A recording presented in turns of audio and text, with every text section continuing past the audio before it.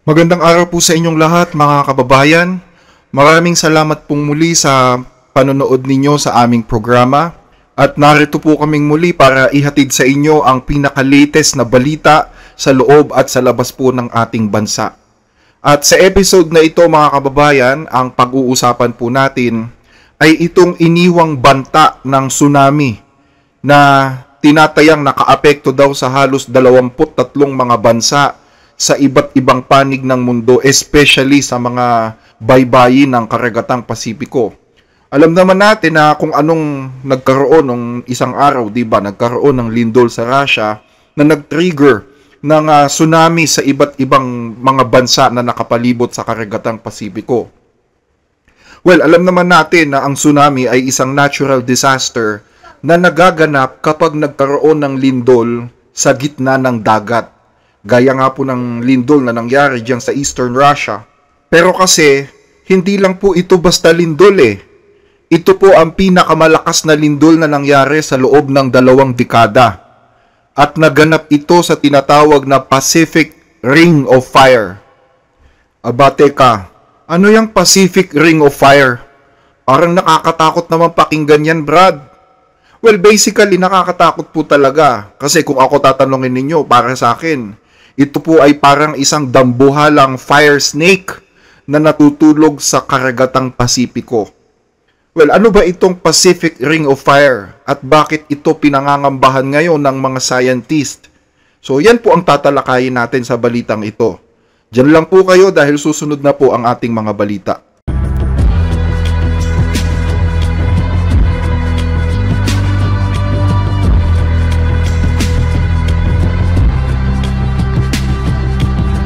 Well mga kababayan, grabe nga po yung naging lindol o paglindol na nangyari sa Russia noong isang araw.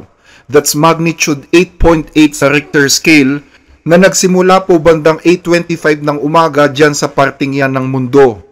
At syempre pag ganyang kalakas, posible talagang magpa-tsunami yan. Lalo na kung nagsimula sa dagat yung lindol, ano? Ayan kung makikita po ninyo, grabe po yung tsunami na nangyari dyan sa region ng Sakhalin sa eastern part ng Russia. Actually po ay nagdeklara nga po ng state of emergency dyan sa region na yan at sa may northern part sa Kuril Islands. Sabi ko nga, dapat sa bahay na lang ni Vladimir Putin nangyari ang lindol na yan para matigil na yung gera sa Russia, no? Ilang taon na kasi, wala pa yata talagang balak na tapusin yung gerang yan hanggat hindi nauubos ang pera ng Russia. At dyan nga po sa tsunami na nangyari sa Russia, umabot daw po sa 2,000 residente ang lumikas. Pero buti na lang at wala pong nasaktan o namatay dyan sa tsunami na yan at kahit doon sa magnitude 8.8 na lindol sa Russia. Pero again, that's 8.8 magnitude sa Richter scale, tandaan natin. At yan po ang pinakamalakas na lindol na tumama sa Eastern Russia sa loob ng 70 taon. Ibig sabihin, since 1952, hindi pa po nagkakaroon ng ganyang kalakas na lindol sa Russia. At ang sabi nga po, isang kindergarten ang nasira dyan sa bayan ng Kamchatka. Buti na lang, walang mga bata doon ng mga oras na yon.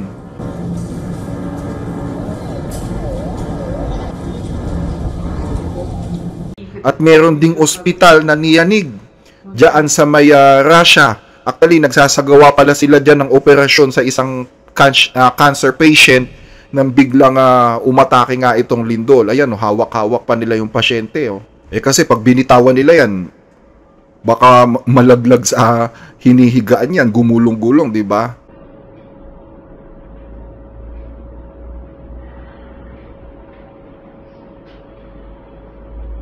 Она отодвинула стульчик. Он попадал там. А ты как сидишь, монитор? Монитор держу, но Так, наш монитор, давай болтаться. So napakadelikado nitong lindol na to. But again, buti na lang at walang namatay o naapektuhan or nasugatan. Pero may balita tayo na merong isang patay sa bansang Japan.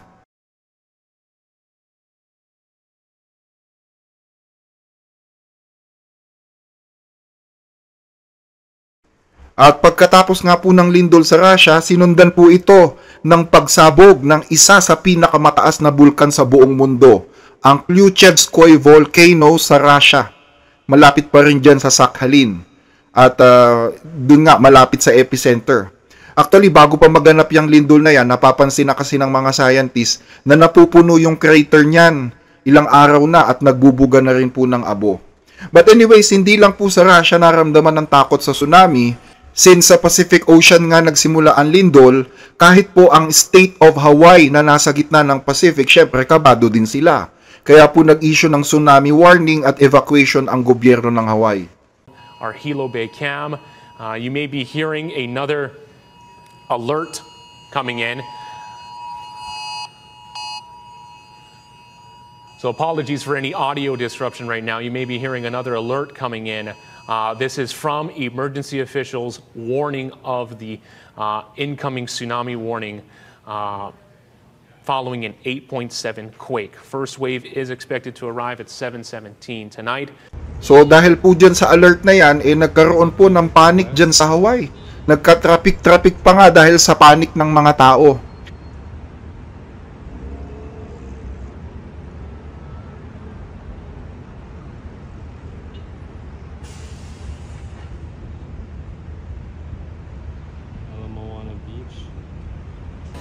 We would not be doing this if this wasn't most serious at this point in time. So please take this very seriously and don't go down to the beach.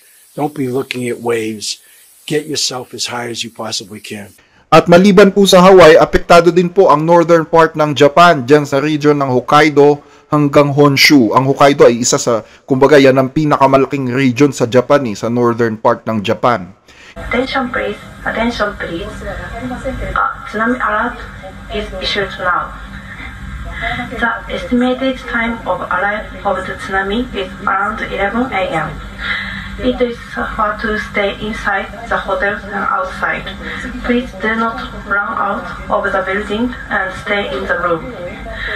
If on the basement or the first floor, please evacuate to the third or fourth floor using nearest status. In fact, kitang-kita po sa ere ang lakas ng tsunami na dumating dyan sa Japan, na ang sabi po ay umabot sa nasa 3 metro ang taas. At 2 milyong katao ang sinasabi pong nag-evacuate dyan sa Japan dahil sa tsunami warning. At karamihan nga po ay dito sa mga gusaling ganito sila umakyat. Dahil po dyan ay itinigil nga po ng Japan ang biyahe ng mga tren sa mga bayan ng Chiba, Yokohama at Izu Peninsula. At syempre, yung mga nagtatrabaho sa Fukushima Nuclear Plant, nagsialisan din dahil delikado. Masyadong delikado kapag tumama po ang tsunami sa mga nuclear power plant dyan sa Japan. Matinding radiation ang kasunod niyan, mga kababayan. At dito nga po sa Japan, nagkaroon po ng isang patay, gaya po ng nabanggit ko kanina. Nahulog kasi sa bangin yung kanyang minamanehong sasakyan habang sila po siya ay lumilikas. At ayon po sa balita ay mayroon pa nga daw pong 10 iba pa na sugatan. 河口付近ですね。地図が出てる地方の匝瑳市ですかね。匝瑳市出てましたね。失礼しました。川に少し海から波が遡上しているようにも見えるんですが、Maliban po sa Japan, sa Russia, sa Hawaii, nag-issue din po ng alert message through text ang gobyerno ng Estados Unidos dahil po sa posibleng tsunami na tumama sa kanila, especially sa mga state ng California, Oregon at Alaska. At iba pang mga bansa gaya ng Ecuador, Chile, French Polynesia, Guam, Costa Rica, Mexico, Australia, Taiwan, at even New Zealand sa southern part ng mundo. At syempre dito sa Pilipinas, nanawagan din po ng pag-alerto. May tsunami advisories din sa Indonesia at sa China.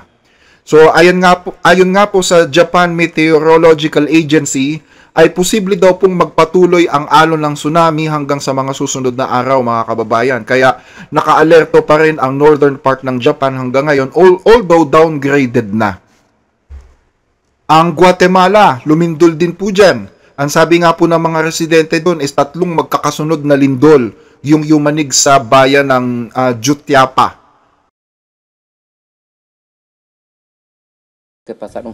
The tremors were strong, especially the first one, which was stronger than the second and third. It's something we have never experienced here.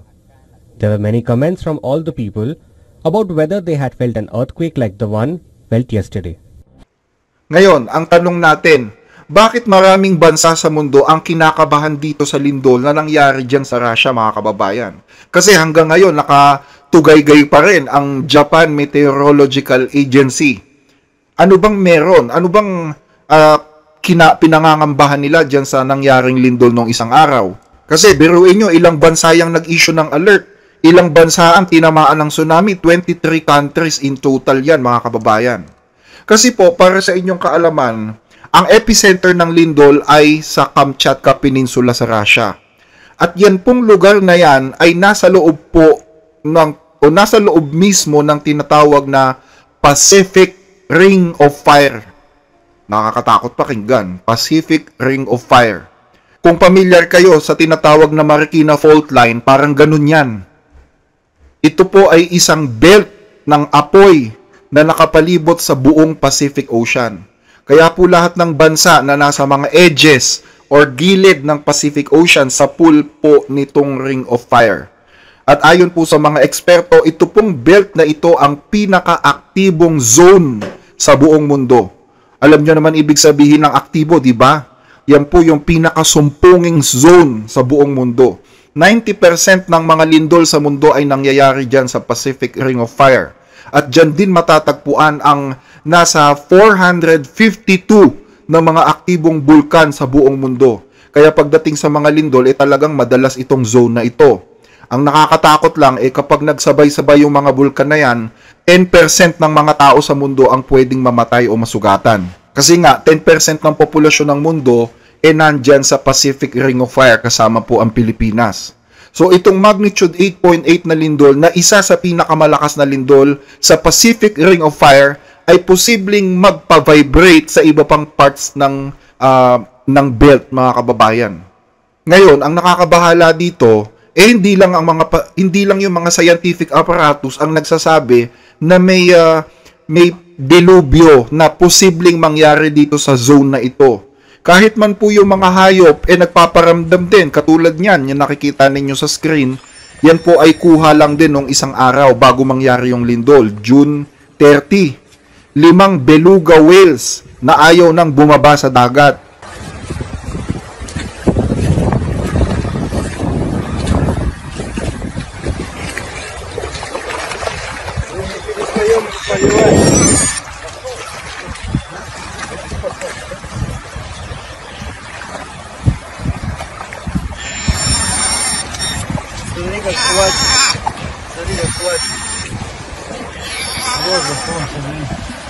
At ito naman ay mga silayo na ayaw na ring lumusong sa tubig.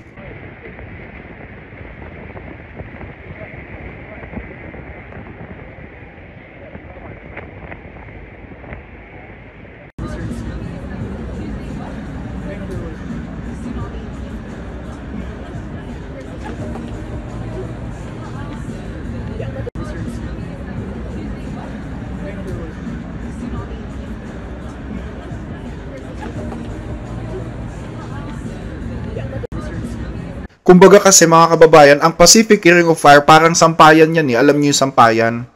Galawin niyo yung isang parte ng sampayan, gagalaw lahat yun, uuga lahat ng sampayan nun. So dito ngayon nakatunghay ang mga scientists dyan sa Japan.